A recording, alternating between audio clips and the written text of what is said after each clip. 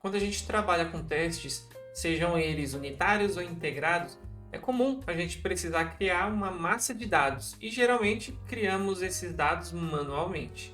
E nesse vídeo eu vou te mostrar como você pode criar uma massa de dados dinâmica de forma rápida e prática com dados realistas. Mas antes, não esquece de se inscrever no canal, deixa o seu like se gostar desse vídeo e me segue no Instagram, @aguiardev, e bora pro vídeo. Mas antes da gente começar, eu só queria te falar que esse vídeo faz parte de uma playlist de vídeos onde eu falo sobre qualidade de software. Inclusive, esses são os vídeos mais populares aqui do canal. Então eu vou deixar o link aqui no card e também na descrição do vídeo. E como eu comentei no início do vídeo, quando a gente está trabalhando com testes, é comum a gente precisar criar uma massa de dados.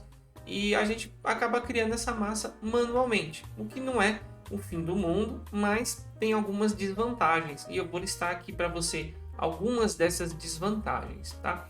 A primeira desvantagem é a repetitividade e verbosidade, porque assim, criar variáveis manualmente pode tornar o código um pouco maior e repetitivo, especialmente se você precisa de muitos dados para testar diferentes cenários. Outro motivo é a falta de realismo. Dados criados manualmente geralmente não refletem a complexidade ou a diversidade de dados do mundo real.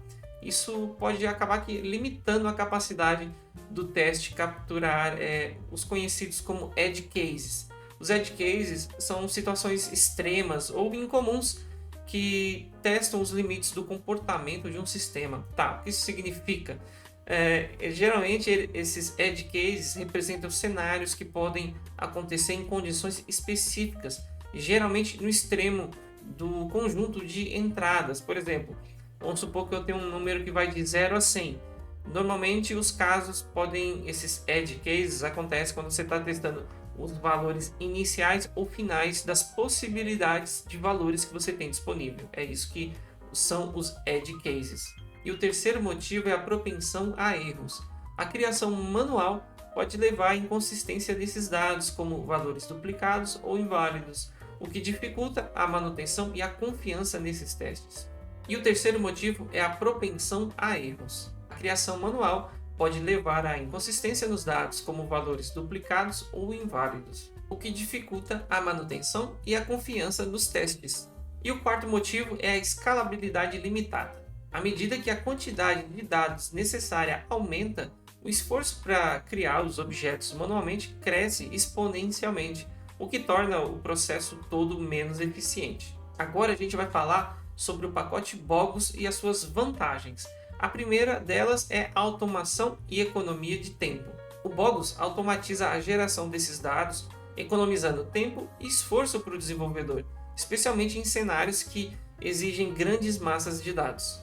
A segunda vantagem são dados realistas. O Bogus utiliza geradores pré-definidos para criar dados realistas e variados, como nomes completos, e-mails, endereços, números de telefone, tudo isso refletindo melhor cenários do mundo real. A terceira vantagem é a customização flexível. O Bogus permite configurar regras específicas para cada propriedade de um objeto ou de uma variável, o que garante que os dados gerados sejam adequados ao contexto do teste. Quarto motivo, e não menos importante, gerar centenas ou milhares de dados é tão simples quanto mudar o número de itens na chamada de um método. Então é muito prático mesmo. E antes da gente entrar na parte prática, eu quero te lembrar se você já fez a sua inscrição aqui no canal. Nesse momento a gente está caminhando para os 1000 inscritos e a sua inscrição não vai te custar nada, mas para a gente vai contribuir demais para o crescimento do canal. Então eu posso contar com o teu apoio? Maravilha, agradeço demais e bora pro código. E para a gente começar, vou te apresentar o nosso projeto.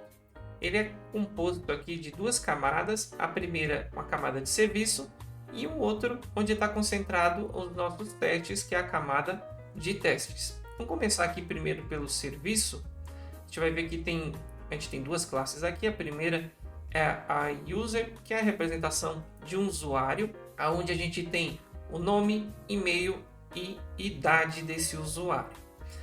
A segunda classe que a gente tem aqui nessa camada é a user service.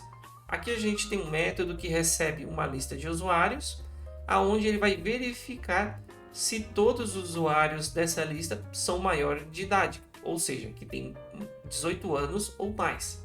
E é justamente esse o método que a gente vai testar hoje. E agora entrando na camada aqui dos testes, que vai estar aqui no nosso projeto mais abaixo, vamos mostrar aqui, na verdade, o primeiro método, que é usando a forma manual.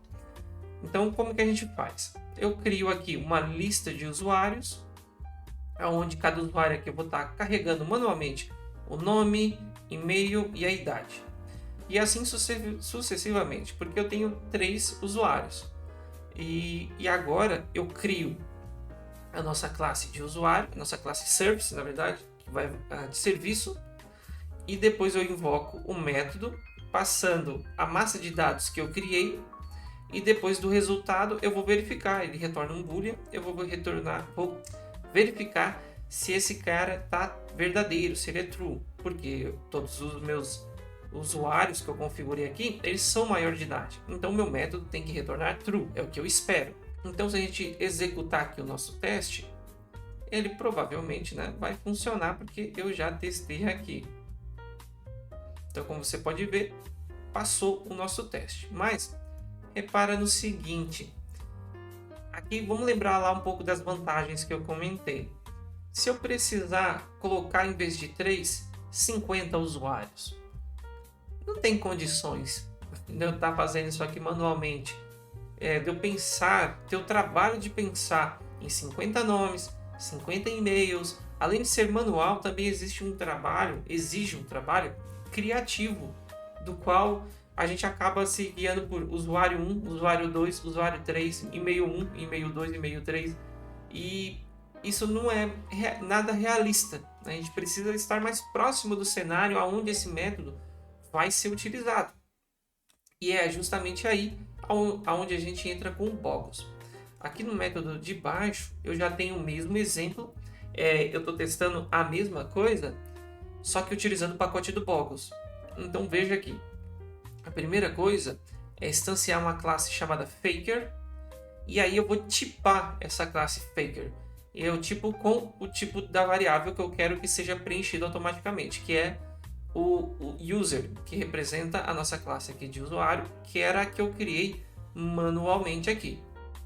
Aí agora, o que vai acontecer? Eu vou invocar um método para cada propriedade. Esse método chama RulerFor, que é a regra que eu vou definir para esse campo. O primeiro, aqui eu tenho algumas sobrecargas desse método, mas basicamente eu tenho 2 parâmetros. O primeiro é a propriedade. Eu posso usar aqui, eu estou usando aqui uma expressão lambda, tá? Então a primeira é a propriedade desse que eu vou querer que a regra seja aplicada. O segundo parâmetro é a regra em si. Então aqui eu estou dizendo que no primeiro eu estou dizendo que no campo nome eu quero que esse U, se você colocar o mouse aqui, você vai ver que ele representa o user, representa a nossa entidade. E aqui à direita, o F representa a classe Faker, que é onde a gente tem os datasets de dados, que a gente tem as regras. Então eu vou querer que ele seja preenchido com um nome. Só que dentro do nome eu quero que seja um nome completo, porque eu tenho opções aqui de primeiro nome, entre várias outras opções de nome, né? O último nome. Então eu quero um nome completo. Então eu vou ter o nome completo aqui no preenchimento do campo name. E assim sucessivamente. Aqui no campo e-mail eu tenho aqui onde eu tenho o e-mail na parte do Faker. Ele está dentro de internet. Aqui a gente tem várias opções, tá? E dentro delas outras e por aí vai. Então tem que dar uma explorada aqui na biblioteca para você conhecer o que tem disponível. Então o e-mail está dentro do dataset de internet, onde a gente tem outras informações como domain name, domain sufixo, exemplo de e-mail, IP, enfim, várias outras coisas. E por último a gente tem o campo idade, que eu vou preencher randomicamente com tipo inteiro entre 18 e 99. Então eu pego a minha variável Faker, invoco o método generate e através dele aqui eu informo a quantidade de itens que eu quero que sejam gerados. Esses itens eles vão ser gerados, todos eles, conforme essas regras e de forma dinâmica. Isso significa que a cada vez que você executar o seu teste, ele vai usar nomes, e-mails e números diferentes. Não necessariamente assim, se eu gerar 100 nomes, os 100 nomes da segunda vez vão ser diferentes, mas entre eles, ele sempre vai buscar um dinamismo para não se repetir. E aí, eu crio da mesma forma a minha classe de usuário, passando o meu users para cá. Vamos só executar, passando como parâmetro aqui para o método que eu quero validar. E verifico da mesma forma.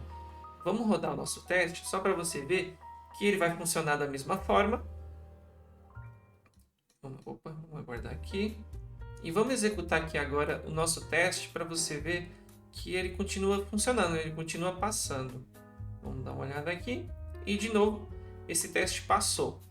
Vamos fazer uma última verificação aqui, que é o debug, que eu quero que você veja os dados sendo gerados. Deixa eu colocar um breakpoint aqui e vamos debugar esse teste. Vamos dar uma inspecionada aqui na variável users. Você pode ver que ela tem 10 itens. E desses, deixa eu minimizar essas coisas aqui. Pronto. Aumentar um pouco. E agora vamos dar uma olhadinha no que a gente tem aqui. Vamos dar uma inspecionada. Repara, o primeiro 71 anos, o e-mail Kathleen e o nome Omari. Tudo bem, aqui o nome não está casando tanto com o e-mail, mas é um e-mail válido.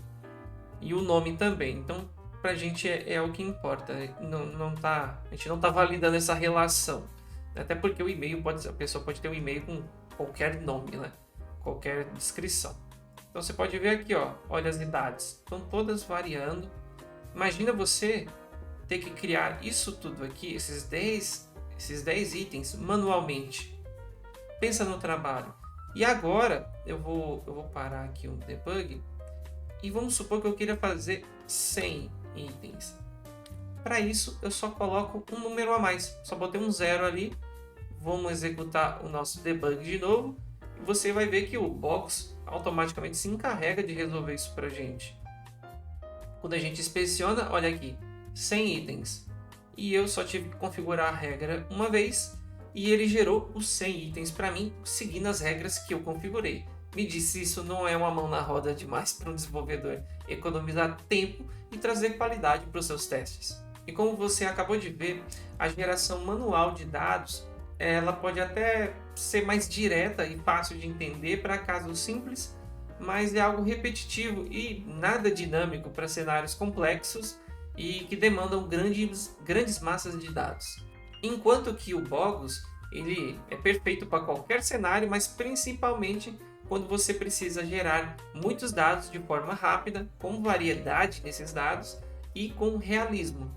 Bom, esse foi o vídeo de hoje, eu espero que você tenha gostado.